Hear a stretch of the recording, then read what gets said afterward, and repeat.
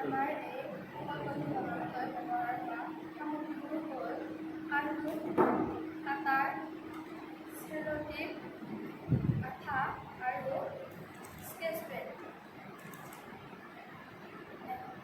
আমি এটা কাঠবোৰ লৈ তাত দুভাগ কৰি এফালে সেউজীয়া আৰু আনফালে বেঙুনীয়া ৰঙৰ কাগজ লগাই ল'লোঁ।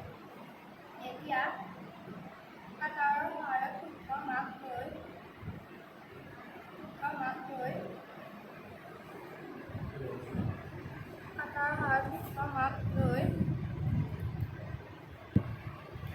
এতিয়া আয়তনৰ আকাৰত কাটি লোৱা হ'ল, যিটো আমি ডাষ্টবিনৰ মুখ হিচাপে ব্যৱহাৰ কৰিছোঁ।